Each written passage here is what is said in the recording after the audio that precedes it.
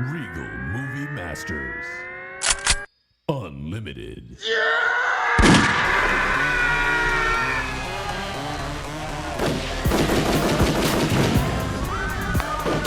This is the Regal Movie Masters Unlimited podcast where we indiscriminately watch every goddamn movie that hits the local theater. This time around, though, we're not entering the theater. We're going to the orphanage, baby. We got Orphanage First Kill, and as a special bonus, we pre-gamed. This is the new segment of the Orphan franchise, which is just 2 movies. And we also watched the first one, so we'll be getting you all caught up. Our movie masters today. We got Justine. Yeah. Brent. Yes. Dylan. Hello, everybody. We are in the orphanage because we just watched 2 goddamn orphan movies in a row. Yeah. Well, actually, we're in a really nice house. Which is where the orphan goes every time they get adopted. It's technically a fucking castle, those 2 houses. She lives in a castle in both movies. They portray a very slanted view of adoption, I think. Anyway, so the first orphan movie that came out in 2009, which I had never seen prior to this, because we got the notification, hey, movie masters, we need you. We need you to watch Orphan First Kill, to which I said, all right, but I got to see the first movie before I see the prequel to the movie. If your movie theater is not playing Orphan First Kill, I think it's barely in the theaters. It's really going to be thought of as more of like a Paramount Plus streaming movie because it is going straight to Paramount Plus. But for whatever reason, also in the theaters. So we were there. And also streaming on Paramount Plus is the first Orphan movie, which is a movie about a girl who gets adopted into a household where they have recently lost a child through miscarriage. And in an attempt to salve that wound, they bring in a adopted daughter who, let's just say hijinks ensue. So we've all seen the movie now. Dylan. Yes. You are the fucking hero who saw the movie prior to today. Yeah. You actually knew this movie existed. Yes, I knew the existence of the Orphan. Yeah. I never took this fucking movie seriously. I'll just say it. I got Orphan Fever, baby. This is a fucking phenomenal film. Yeah. No, it's a good movie. It's great. The first one. Yeah. I'm going to say it. I'm just going to give an early review. I like the second one more, just on sheer fucking... Yes. Yeah, we'll talk about it more, obviously, but I'm Right. saying it right now before I forget. The second one to me is probably... is somehow I like it more. But the first one, as far as someone who was boots on the street orphan trooper in the halcyon days of 2009 when this movie first came out, like, what's your history with this film? What's your... Or was it TV? No, it's one of those... I'm pretty sure it was like a Stars or Show time, like, here's a trial week for your cable. And I watched The Orphan, and I was like, oh shit. This is the perfect place to It's a see good this movie. Yeah, I'm at home, I'm not scared, because there's no little girls other than possibly my little sister, but no little girls that I don't know running around. Yeah, because Brent and I were saying this is kind of where the era that we have a huge blind spot in for horror, right? Yes. And like, I guess I associate this period with like, this is the Saw era. This is Hostel. Like, Both good. This is huge, lengthy franchises. Conjuring, of which the lady from The Orphan is in The Conjuring, right? I believe so. Okay. The first Orphan. Right. And so I just lumped this movie in with those, which is very unfair because this is not like torture porn. It doesn't look like a nu metal video. It's very much like a psychological thriller with like a very intense twist, which, by the way, just to put this out there, there's no real way to talk about this movie without just spoiling it all. So if you want to just watch a really fucking weird, dark, fucked up 2009 horror movie, push the pause, go watch that, and then you come back and you can hear us talk about it, because it really is like twist worthy enough to like go into it blind. That's what I was very much so appreciative about this film, is that when the twist hits, it's earned. You know what I'm saying? I did not see it coming. To your point, I would say that Yeah, I don't really regard it as much as a horror movie as much as like perhaps the Gaslighter's Manifesto. Right. You know, like it's just all about just how to break somebody down mentally to the point where they, you know, like where you win. Right. Yeah, especially the first one, I would say. Justine, you've never heard of this movie before? Of course I have. Well, yeah. Yeah, We've all have heard of this movie. You can see the poster I art. have had this movie on my to-watch list for forever, but I already knew the twist. So it was never really something So you that just I were playing a wanted to... fool this whole time. No, I while never we said were- anything about it. I mean, I believe I said that I knew what it was, like what it was. the story was based on. Yeah, right? like I've known the twist the whole time, which is partially why I never felt like it was an urgent watch, because I'm like, well, it's going to be ruined anyway. So, yeah. So to lay all of our cards on the table here, the plot is they adopt this little girl, right? And I'm thinking problem child the whole time. I'm basically expecting Gilbert Gottfried to pop out and, fucking Bad to the Bone to start playing. Yeah, yeah, you know, like I'm expecting like obviously it's a horror movie. The little girl is going to run rampant and ruin these people's lives. But what I don't expect is just how fucking like really dark and fucked up it goes. First, she decides that she doesn't like the mom and she takes out the son and she isolates herself with the father, and then she puts the moves on the father, and the mom's like all distraught because her kid's in the hospital. Everyone thinks she's crazy because she knows that this little girl is a fucking devil child, right? And she's like she puts on like sexy clothes and starts like fucking around with the dad. And to which, to Peter Sarsgaard's credit, he's like, whoa, no, thank you. But while this is happening, and you, the viewer, are just like, what the fuck? It is revealed through the mother's due diligence that it's actually a grown ass woman. It is She would have been 33 at the time. She would have been 33 at the time of Orphan Part 1, and she's not an escaped Russian orphan. She's a fucking escaped Russian mental patient. No, Estonia. Estonian mental patient, a crazy person. She claimed Russia to throw people off the scent. Yeah, is and where she the had like confusion is, passports, and she had papers from Russia, which I'm sure you can buy. So. Right. Very, very easily. Yeah. Yeah, so you're along for the ride that this is a little girl that's a devil child, and I guess the twist is that she's actually a grown ass woman, A devil woman. and that which I guess it makes the level of comfort of which the director Jaume Collet Serra, he is super comfortable portraying this very sexualized version of what is on screen canonically like a 12-year-old girl, but it's fine, I guess, or less icky. If you know that she's actually A grown woman Mm-hmm. in the film, and she's like horny for the guy. She has like naked drawings of him and shit. It's wild, and it really like the filmmaker's credit, like effectively gets you creeped out by all of it. And the twist 100% lands. Yep. Somehow like this movie from 13 years ago now, just remaining in a bubble for me to just burst and have splash all over my face in current year is like amazing. It'd be like watching Sixth Sense in current year and like just being like, what's this? I've heard about this, and just not knowing anything that's going to happen, and boom, Bruce Willis is dead in the end. You're like, what the fuck? Spoilers. Crazy to have this land. I'm going to say it, Dylan. Again, I know you're an orphan soldier, a veteran of the orphan wars. But as a fresh cut myself, I really appreciated getting to have this experience in current year. And you know what? I'm glad I walked in on that. That was for everyone listening. I walked in like right before, like she was trying to seduce the dad, and I just hear Colin screaming from outside, like that. He's just yelling like, "What the fuck I is was happening?" astonished. It totally hit me. And I was like, "Oh, they're watching Orphan," but I was like, "Where are they?" And then I walk in, I'm like, "Oh, they're on the couch. Fuck, it's happening." The best part is finally happening. Brent, back me up here. This was a fucked up experience. It was fantastic. Just a little bit of background. We originally thought we might see Beast tonight, which Right. which is also premiering. But the premise of that seemed to be too much like the movie Fall, which we had just seen. And I was like, guys, need a break. Let's. I called can't an endure audible. this much endurance. Yeah, I was like, we need to do Orphan.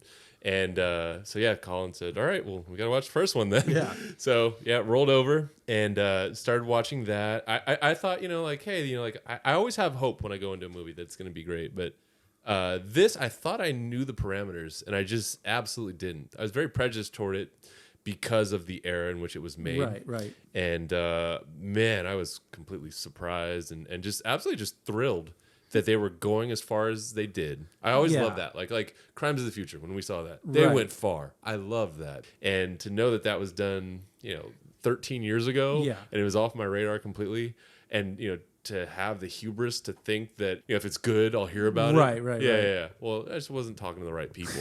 Is what it turns out to be. Because I think you expect, because it's like the Hostel era, you expect the gore, you expect CGI splattering at the screen and all that. You don't expect how goddamn horny it is. This is a horny, super lascivious, grimy ass movie. So just seeing you knew what the twist, and thus probably thought very little of us for not getting it. I thought everybody knew that. It's also kind of like you want to see how they're gonna find out, you know. So there's still some discovery to be had. But you were talking about how they had a lot of trust in the creatives behind the movie. There's a scene where she's punching the bathroom stall, and I'm like, they had a lot of trust in that. The actor who plays the little girl, Isabel Furman. Yeah, I mean, she was 12 and she was doing that first one. That's impressive. Yeah. She was being real creepy. Creepy little creep. Yeah. Don't hurt yourself, but bang this bathroom up. Yeah. Go wild. I didn't. Yeah, you couldn't feel any reins being pulled on this movie in any capacity, and I really appreciated that. Mm-hmm. And this is based on a real story, loosely based. So in the first one, you had a 33-year-old Czech criminal that posed as a 13-year-old named Adam. Her name was Barbora Skrlova. And she came over and it just was able to kind of float under the radar for a while as a 33-year-old woman, posing as a young boy. But I think the story was the impetus for the movie. Just wow, what if ...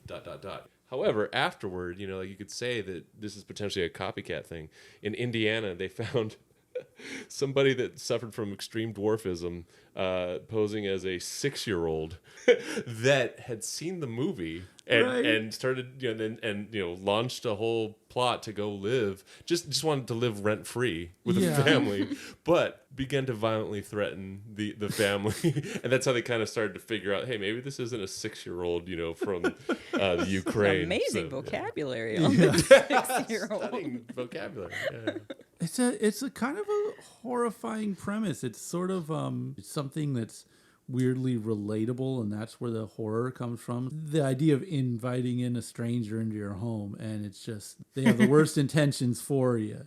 I think that makes the horror element so effective. Yes. But I was thinking the whole time, I couldn't remember what The Good Son was about exactly, but it's kind of like this where the kids know that something is wrong, but they can't say anything because they're afraid of the bad one. I think it's similar. That's Macaulay Culkin kills a kid, right? Right. I think this was a premise that my mother would talk about Eddie Haskell as like a person, oh, that guy's a real Eddie Haskell, I feel like this is fallen out of the common vernacular, but it was based on a character from Leave It to Beaver who was very two-faced, right? Yeah. So the parents are around, he's like, oh, hey, Mr. and Mrs. Beaver, I'm a good kid, and then they would leave and he's like, let's smoke cigarettes or whatever, and so I think The Good Son was more of a two-faced thing. Mm-hmm. I don't think this movie really plays in that direction. No, but it is a cool device. A parent or an adult would be scared if a kid was more sentient. Right. You know what I mean? Or more diabolical. Knows more than they should know. Yeah. Do you recall what age you might have been when you started to have your first dark thought that might terrify an adult? Jesus Christ. Dylan, have you ever had a dark thought? Dark thought? Ever? Yeah. No. Yeah, I didn't think so. Yeah, never a dark thought. When you get one. When will I get one? No, if you ever get one. Yes. Let us know. We'll let you know how we react to it. I'll let you know. I don't know if that'll ever happen. Maybe in 30 plus years from now. I get a dark thought. I write a film. That's it. That's the first thing you should do. Don't tell us. Immediately start writing. Yeah, right. Yeah, do you know that people die? Isn't that fucked up? I think dead ass. Yeah, dead ass. Be dead ass right now, Dylan. This is going to explain so much to some of you guys right now. when I was like 6, Final Destination came out. Yes. And my friend had like a copy on his like VHS, you know. We put it on. I was like, "Yo, fuck this," because it opens with the plane crash. Right, Yeah. right. And ever since then, I never felt. I go on planes, but I only think yeah. of that, and I can never outgrow that. I have the same that's feeling my dark about thoughts. being in a car behind like a truck that has Oh. like wood or like. Is it based or on paint. Final All the time. Destination? Final Tuesday. Destination I 2. assume because Yeah. I don't know when I would have been exposed to that otherwise, but it's like in my brain. It's the second one. It's the fucking. Everyone has that fear on that one. I think I was like declared myself an atheist in like 4th grade Absolutely. for no good reason. Yeah. But yeah, really early on, like forcing conversations about atheism with people. It's like Yes. in elementary school. That I'm sure that in terms of like dark thoughts that perplexed older people, that could have probably been it. Yeah, literally. And you are in 4th grade. Shut Go up. run a mile. Yeah, exactly. Here's the thing. Climb the rope, idiot. Yeah. So okay, the stage is set. We have Orphan Fever. We are caught up, and my hesitation in going into the second movie, which is the real movie we saw in the theaters today, Orphan First Kill, was like, okay, well, the hell are they going to do this? Because this first one, it's all about the twist. The second one, we already know. Also, for me, the stakes were just so low because I'm like, well, you know, she's gonna live. Yeah, Yeah. she goes on to the second movie, And they tell you what happened to her previous families in the first movie. right. And so going into this movie, we're like, well, we know the house gets burned down. Yeah. That's not how exciting are they going to be? And these are the thoughts that just stuck in my mind as we got to the theater. And Dylan, why don't you set the stage for the cinema in which we watched this film? We go up. We were a little late, not super late. In our theaters, there's assigned seating, but it's fine sometimes. Who cares? Go up, someone's on our seats, whatever. We're gonna go above them. Be better than that. Maybe they mistaked our row Right, there. right, We literally took the high road. Yeah, we legitimately took, and it was better. I will admit, it was probably better for the best. Before you go on, I'll just interject that this is the dog days of summer we're in right now, and everyone loves to say, "Oh, you go to the theater." So even if the movie's bad, at least the AC is pumping. It's a good time. That was not the case in this instance. Oh, no, was it? No. you walked in, it was hotter than outside. Yeah. It was amazing.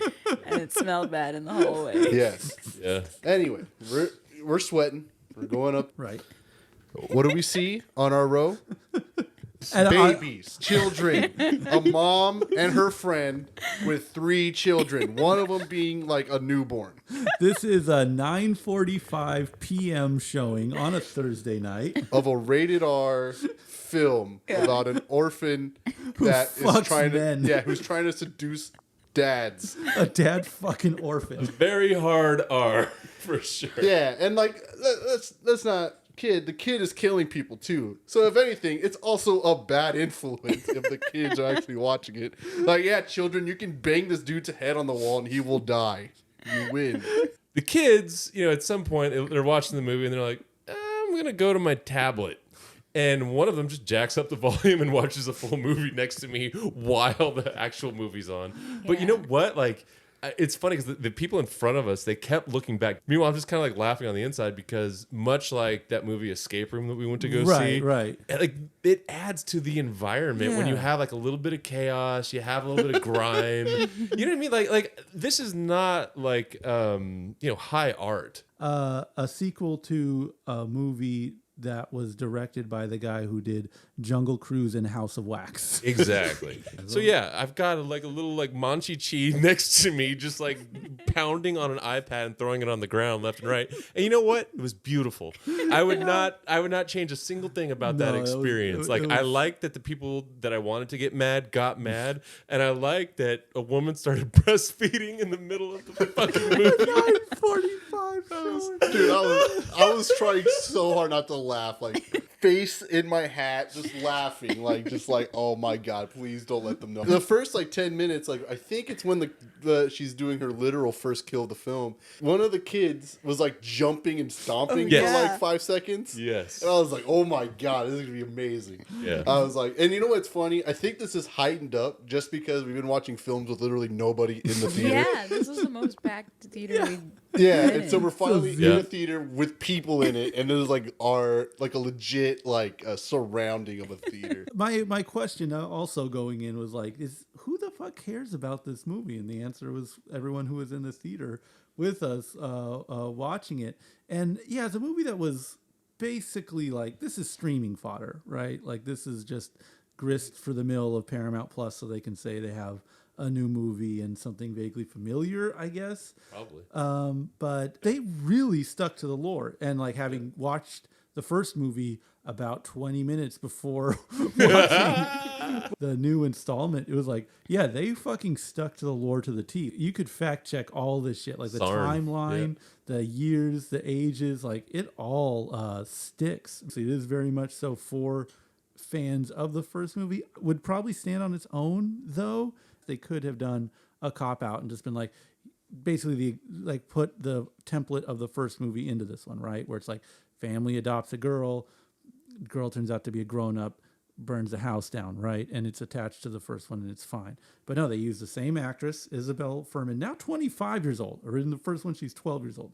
Now she's 25 years old. Still works in the same way to the point where you can buy that she's an adult and would buy that people believe that she's also a little girl. But how do they twist it? Well, they let you know right out the gate. No, this is a grown-ass woman. She's fucked up.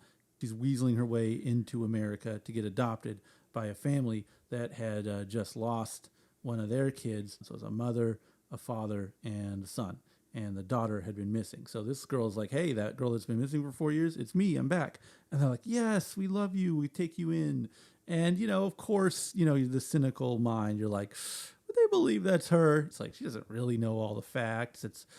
You're sort of accepting at this point in the film that the family is so bereaved over the daughter that they're just like overlooking all these clear flaws. The twist, they fuck you up because it's like, no, they knew this whole fucking time. The son killed the daughter on accident. The son's a little prick in this fucking movie. He does a good job being a little prick. His name's fucking Gunner. It's set in Connecticut. Do the fucking math. And the mom covered up the death. So the mom and the son know, but the dad is just so stoked to have their daughter back, So it's like, instead of the fucking orphan weaseling her way to the inside of the family like the first one, the predator is now the prey. The whole dynamic of the movie just pivots radically, and it's just a fucking wild scene, man. Yeah, as soon as the orphan and then the mother kill the cop, you feel this tonal shift happen in the movie, and you're like, oh, is this where it just falls off completely? Because you're like, I thought the cop was a family friend, No, the mother just breaks character,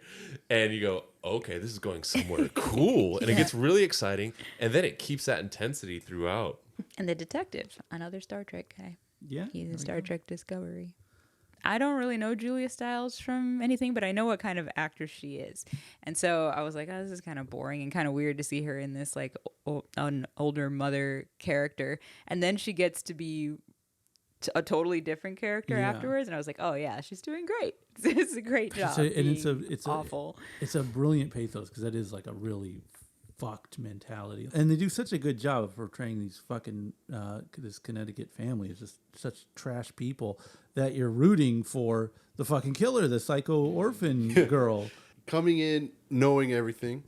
I'm like, yo, I can't believe we're cheering for the person that you're gonna hate or you're gonna be scared of in the next or the first film.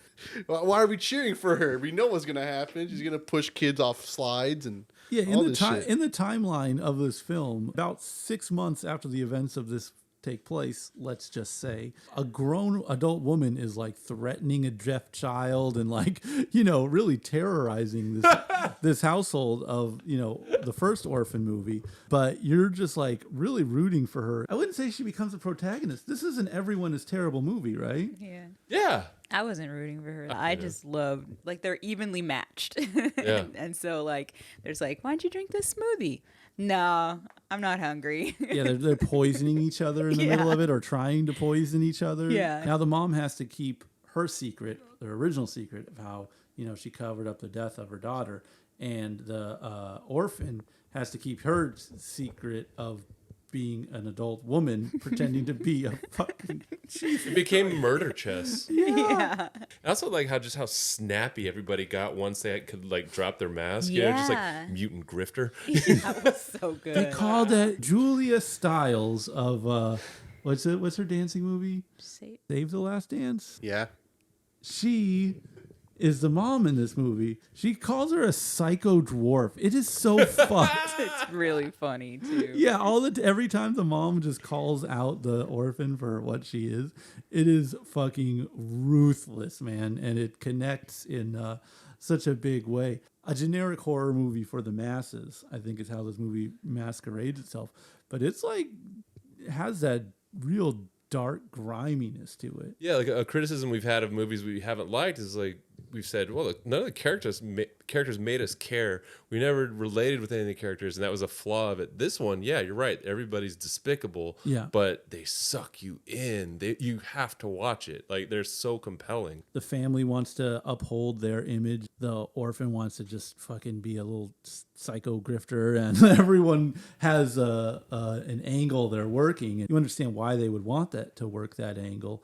So I guess there's a believability there, and that They made it make sense. Yeah, even though Yeah. again, no one's good. Yeah, I mean, they made it make sense, except for the part like we were saying.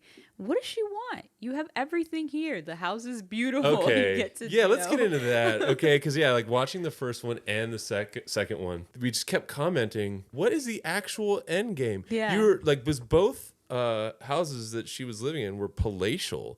Everything is taken care of. It was just kind of like, well, what else is there? She could have everything. Like, they're really wealthy. She could go to a good school. Like, I don't Right, know. Is I that know. what you want to do? You want to go to Want new teeth? You can school get and 'em. be normal? Yeah, you can get new teeth. And so it's like, okay, well, no, she's just going to kill everyone and think that the dad is going to... Well, I guess it's romance. She wants the Yeah, that's the kind husbands. of like, I guess that's what you have to take away from it, right? That's where you get to see like, oh no, she's not well. But the second one, she was out the door until she saw old Dreamboat painting Yeah, in the night. but then that was her fault because she was, That was like, on her. oh no, I want him. Greed. And then she went back. Well, I'll tell you this, like the borderline supernatural element. Bro, you could tell me anything about fucking Eastern Europe and their mindset and their like value of human life. Yeah. And I will believe it. I'm just like, yeah, that sounds. I'll buy it. Have you seen that online account? Look at this Russian. Oh God. Yeah, just look at Yeah, that. you tell me this is like a little girl from New Jersey. I'm skeptical. You tell me it's a fucking Eastern Europe. I'm like, yeah. You can look into the continuity and it's great. Don't look too much into the like realism of it. Like Yeah. obviously they would do a blood test on this Yeah, girl, it's- you know. If they're bringing a child from Russia, you know, like there's a lot that goes into that. Yeah, immigration. Yeah. And immunization. And it's like, well, this is our daughter. Well, you have to prove that this is your daughter, you know, to get her to come over. oh, she flew private. They did fly. They did fly on a private jet. What was her job? The Julia Stiles character? She just doing galas? Yeah, all that they said was She was a professional Connecticut resident. that's right. Oh, Yeah, there's all the explains others. everything. We're good. And the dad was an artist. Yeah. Yeah. And who hadn't worked since her daughter was missing, but whatever. Whatever. Now he's back. Yeah. Or was. Go with it. Yeah. Like you can have fun doing the just rich people horror. Yeah, that's the other magical surreal shit. You can make me believe anything. I'll just be like, hey, these rich people, here's what they do. I'll be like, oh yeah, I bet they do.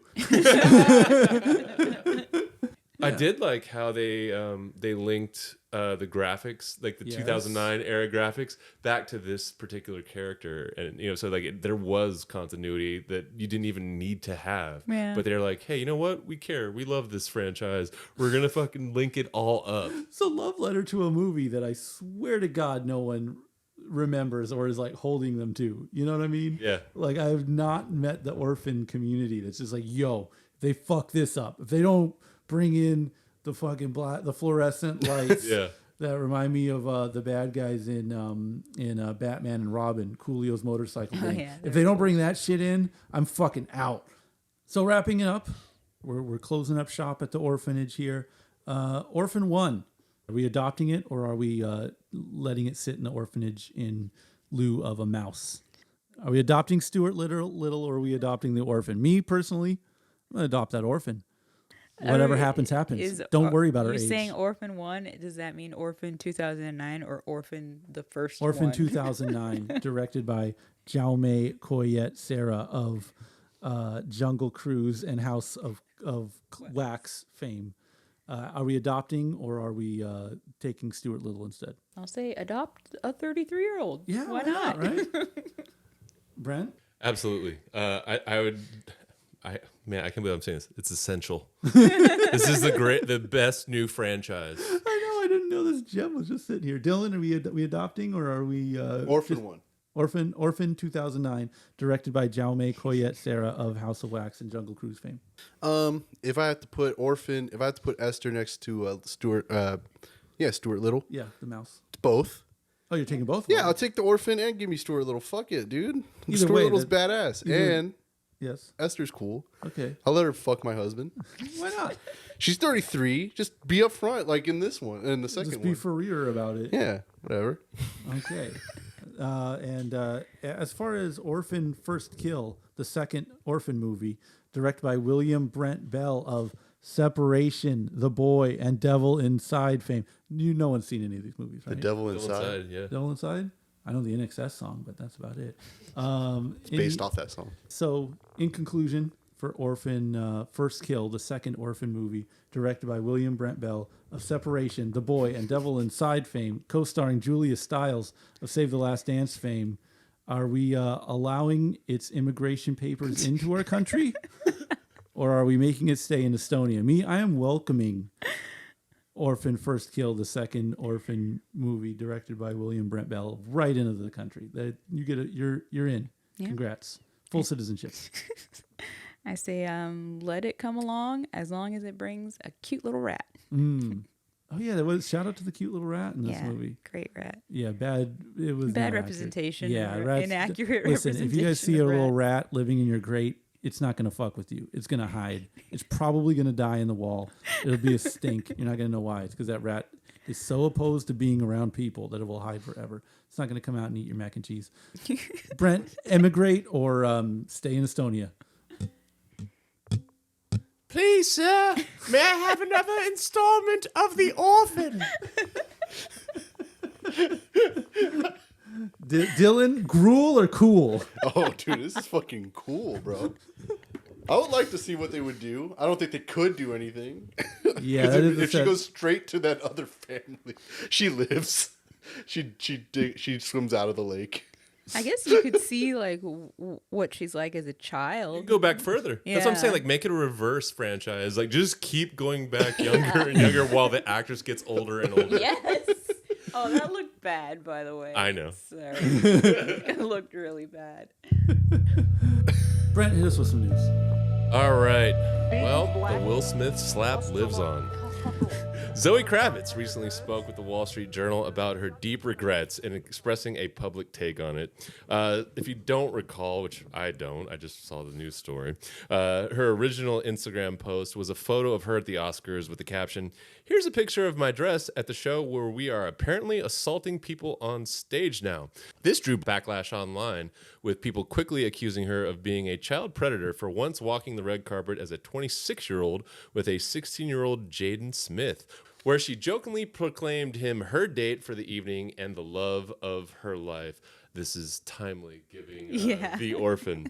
So she spoke with the Wall Street Journal. She says, "It's a scary time to have an opinion or to say the wrong thing or to make controversial art or statements or thoughts or anything.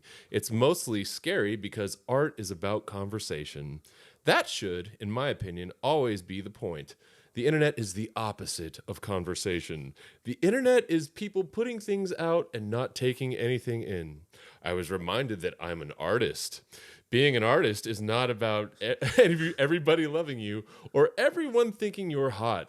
It's about expressing something that will hopefully spark a conversation or inspire people to make them feel seen. I think I'm in a place now where I don't want to express myself through a caption or a tweet. I want to express myself through art." You know, I'm going to say it. Zöe Kravitz speaks in the manner of someone who is not often told to shut the fuck up in life. That's been the reaction to I think her. if you grow up, just getting shit on in the schoolyards of Escondido, maybe you're not as verbose. That's all I'm saying. I don't understand what she's saying. So she said something. Oh, that's because on she's her saying caption. nothing. Yeah, and then she said something, and then she said it's a scary time to have an opinion. I'm an artist, so I'm gonna show my opinion instead of writing captions. I don't know what she's saying. Do art and not have like social media, because it doesn't seem like it's that. you know she's not going to be able to live without having social media. That kind of person thrives on people's eyes being on her. So yeah, what's the point of her? What's the point of her talking about Maybe it comes down to that she actually fell for it, because like I think like it's very easy to troll people online, and again this fits in with the movie. It's gaslighting. So they said, because it was very clear that she wasn't having a sexual relationship with Will Smith's son. You know what I mean? It's just their buds. It's a platonic thing on the red carpet. They were joking take anyone around. you want on the red carpet. Yeah, it's a joke, right? But then the internet said, all right, she's touchy. Let's see what we can do here. And she fell for it. That's why she sat down with a reporter for the Wall Street Journal and laid out all this nonsense. Yeah, I mean, that's also their fault. Just ignore her, Wall Street Journal. Well, they want. Gotta sell some Yeah, I clicks. know. Clicks, bro. Yeah. People don't care about Wall Street that much. Let me but tell you Kravitz- who's making great art right now is Robert Crum. He still draws and like is an amazing artist. Yes. Still, and does not have a cell phone. Has an Instagram account that someone handles and posts these drawings of. So anyone, and by the way, also just a mega creep who no one would ever let this happen nowadays. No, he makes art nowadays. He does whatever he wants because he's good. And so anytime I hear fetching about, you can't say anything now, everyone's so sensitive. Like, no, you could do all this shit. You can do anything you want. It's fine. It's just you can't also have everyone pat you on the head all the time. Yep. So if you're comfortable not being pat on the head, you can say anything the fuck you want. You just, Dave Chappelle. yeah, exactly. You're just not always going to get, a big hug from everyone. If you want to have a hot take, yeah, people are going to shit on you. But guess what? If you want to be an artist, you can also just make art and be Robert Crum and fucking do good, great sketches and live a happy life. It's not that serious. Now that Zoe has come out as an artist, I looked into what her next Go creation is going to be. Her next project is actually going to be her directorial debut, and it's a feature called Pussy Island, starring Naomi Ackie and Channing Tatum. So there you go. Maybe she's going to go off the grid for a little bit and make this masterpiece. I really need to lean into my art. I don't have time for this social media. I really need to focus. On Pussy Island. Yeah. What was that movie with the Saturday Night Live guy? Was that Fire Island? Yeah, isn't it called Fire I Island? think it's called Fire Island. Okay. Bo and Anyways. Yang. Put a bunch of horny people on an island. Good track record of making a good movie. But they're gay. That's like the big thing about it. Yeah, well, I guess it's not as interesting if they're straight. Yeah. Well, it's Pussy Island. Maybe they're gay too. There you go. So then she's you just go. a hack. Just Fire Island walked so Pussy Island could run. I believe it. Brent, what else do you got for us? Well, I have a question for Dylan. Dylan, what is the greatest horror franchise of all time? It's a good one. There's classics like Friday the 13th. Okay. There's Nightmare on Elm Street. Freddy. Okay. He's a good one. People say that. Some people could say Hellraiser. Yep. That one's good. What are we going for if we're Dylan? But if you're I me, feel like we've named a lot of franchises. I named right every now. single franchise just now. Right. Every single one. But I feel Yeah. like there's some missing. Yeah, I'll keep going. There's Okay. Conjuring. Right. There's Insidious. There's the Paranormal Activities. Right.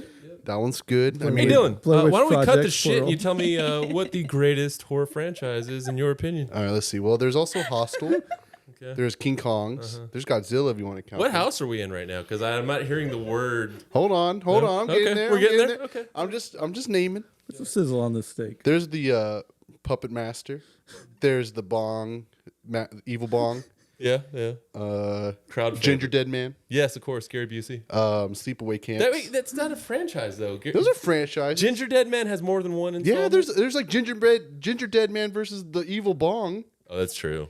You got Predator. You got Aliens. More of a crossover than a franchise. Yeah, though. but I think there's multiple. Those Dark Moon films or whatever they're called has a lot. Yeah, in all fairness, well-to-do WASP New Englanders don't care about human life. Eastern Europeans don't care about human life. Full Moon Productions don't give a fuck about if you've had enough of their movies. Yeah. You could tell me there's 6 Ginger Dead Mans. If you say Full Moon's attached to it, I'm like, yeah, all right. Anyway. Well, let me rephrase the question Well, then. no, I'll answer your question right now. All right. Poltergeist. There's also the Poltergeist movies. Texas There's Chainsaw also Massacre. there's also the Exorcism movies. Chucky. But Chucky's, of course. Duckies. Yeah, there's some Chucky's. Plural. Anyway, I would have to say Saw. Correct. Which now has a release date for the 10th installment. It'll be October 27th, 2023. Oh, next year. A gentleman by the name of Kevin Grutert will direct. He previously did Saw 6 and Saw the Final Chapter. He was also, or one of the editors on the first 5 films in the franchise and Jigsaw. Producers recently stated they've been listening to fans and that the decision to go with Grutert was because Saw 6 is truly a fan favorite. They also claim to be listening to what the fans want to see in this next installment. So as a Saw aficionado, Dylan, what would you like to see next? I'd like to see Jigsaw come back. Obviously, he's been dead since Saw 3, but just living on through memories from Saw 4 till on. Which was Jigsaw is like the twist there is that it takes place before the first Saw movie. Yeah. Okay. But he's like old. Yeah. Yeah, he's like really old. So it did an Orphan too. Yeah, he's like 15 years older. Anyway, but in Spiral, he's not in it. He's just in a picture. And they're like, who's this copycat man? But what are the big points of Saw 6? Do you agree that that's 3D, right? Yeah. Okay. I believe. That's I would right? say that's my favorite. Is that the one where the girl is in a glass box with the 2 guys and they're in a love triangle with her? That's where it opens she gets up. sawed in. Yeah, that's where she gets sawed. That's Saw, and that is Saw 3D, aka Saw 6 out of 9 movies. Yes. So I'm excited. I know you are, yeah. Yeah, but I liked his movies because, like, I'm pretty sure 5 is the one where, like, the screen transitions or, like, a woman gets thrown through a mirror and then all of a sudden it cuts to it's like the mirror leads to the police office. So it's like, if it's anything like that, that's cool. 5 is the one where they're a group, right? Saw 5 is the group. So I feel like Saw 5 is possibly the most grounded of the movies in the sense of, like, you know, each room is a different trap. Each time someone gets eliminated, in the end, there's a really good twist. Yeah. I kind of wish that's what every Saw movie was instead of, like, leaning on the lore Which of it all. installment was the final chapter? Was that 8? I think that was Saw 7, a.k.a. Saw the Final Chapter, a.k.a. Saw 7 out of 9. So he did back-to-back Saw 6 and Saw 7? Yeah, and then after And then Saw Jigsaw. 7, it's Jigsaw. After Jigsaw, So he it's did a Spiral. 3-in-a-row run. Or, yeah, The trilogy. But Yeah, he did got trilogy. promoted, right? You said he did like editing Yeah, and did then editing on the first co-writing 5. or direct. No, just editing on the first 5. Then on 6, promoted to director. And then apparently the next 2. Dylan, I got a pleb tier take for you. You ready for this? Go on. I think Tobin Bell is the best part of the Saw franchise. Of course. And I think that they absolutely shot themselves in the foot by killing him in the 3rd movie and coming up with these absurd ways to cram him into the films, make him be alive, and make him set up traps and make him teach people lessons for eternity. Just one of the few, like, iconic horror I know. characters slash actors, you know? I get it. Of I the know. current era. And it's like, the goofy fucking backflips and logic they have to do to explain and justify putting in the main guy you want to see in a Saw movie in a Saw movie. It's insane. It's like, how can you fit him in this? Those fucking movies are so good. I can't wait for Halloween. All right, so But I just want Jigsaw puppet. Right. I want Jigsaw. I want the girl from Saw 2 and 3 and 1. yeah. Amanda, that's her name. I want Amanda to come back, reprise a role. I want the main guy that takes over from Jigsaw from 4 on That to come gross back. guy, the worst part of the franchise. Yeah, I want that guy to come back and just, like, they're dead, obviously, but, like, I want him to come back. And I want closure from Saw 3D on who's the 2 pigmen that grabbed that guy. I want to know if the guys from the beginning of Saw 3D that had to kill their girlfriend are the pigmen that take the detective. Sounds like you might already know the answer, Dylan. Oh, fuck yes. Is that the plot? No. Oh, damn it. But is it always a good idea to get ideas and opinions from the internet in formulating a new venture? In Saw fans? Yeah. Yes. Yeah. I Is it a follow horrible idea? I follow some Saw people on Twitter, and, like, they have the funniest takes because it's like, let's make Detective Ryan kawaii. That is literally the Twitter Saw fandom that I follow, and it's awesome. I want that. I want that energy. I want it to be stupid. I want those kids to give Lionsgate. I want them to tell Lionsgate, like, what's up.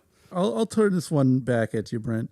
Is there anything the internet could come up with to do with the Saw franchise that's dumber than what the Saw franchise has done with the Saw franchise? There's never a bottom, my friend. That's why I'm stoked on the director. Because if you Yeah. can make it like Saw 5 or 4, if you can make it like Saw 4 again, of just the worst, the funniest transitions, I'd be stoked. I'd be really happy.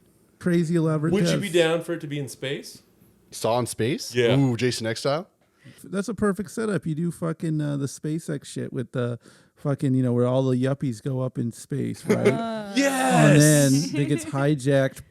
The fucking screen comes on. Hey guys, you want to play a game in space? And I mean, I guess hacky. I'm freeballing here though. Cut me some slack.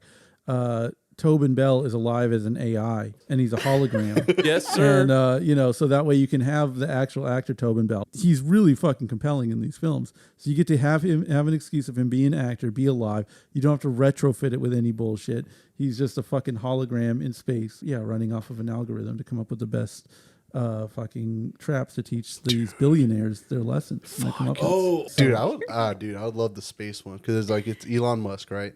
Elon Musk type. Right. And a Tobin Bell AI. And it's like they saw to you, and Amanda is going to be played by Grimes. Grimes is all like, why are we on this ship? I need to get the fuck out of here. But Grimes is really Jigsaw. Oh my God, that'd be so. You want to know what a fucked up hole you've dug yourself into in life where you can use the phrase saw to you as a verb and just assume that everyone knows what you're talking So about. Saw 2, Amanda was part of Jigsaw's team the entire time. It's an amazing story. I'd love to revisit them all, please. I'd like to thank everyone for tuning into our Sawdcast, our podcast where we just recount the events of Saw. No takes, just dry Wikipedia Just like retellings. just in memory of how all of these played out. It's almost like he's been sitting on him his whole life and just ready to burst forth at any moment. Like I said, I'm not making a joke. It's like Saw and Nightmare on Elm Street are my 2 favorite. And then Final Destination's like a little behind all that. Like that's number 8. But it exists. Well, I'm glad that you have genuine excitement for Saw 10. It's going to be another year, unfortunately. I know, sadly. I was hoping that 2 was at the end of that number. Yeah, I was hoping for your sake. I was hoping as well because I know how much you love the franchise. But figured you'd be psyched on the director nonetheless. Justine, what are we watching next? Beast. With Idris Elba, a lion, and Yeah. a jungle. And that's it. Those No, are the- It looks like a jungle. It's like Sahara. Or And his something. kids and some Okay. other guy, and then the hunters, Yeah, we'll see what goes on with Beast. flamingos, Flamingo. or whatever, the birds that fly off the water when the Aussie guy, Cranes, right? whatever, Anyways, Idris Elba versus a bunch of cranes and lion. in Mr. Beast. He definitely punches the lion. Yeah. That's what I wanted. Welcome to Earth. Yeah. Dylan, take us out. Hey guys, it's Dylan. Thank you for listening to the latest episode of Regal Movie Masters Unlimited, where we just reviewed Orphan First Kill. The next movie you hear from us will be Beast, featuring Idris Elba and a lion. Do they fight? Fists? Cuffs? Paws? Maybe. We don't fucking know. It looks insane. I'm down to watch it. Anyway, keep an eye out for that one. And again, thanks for listening. Bye.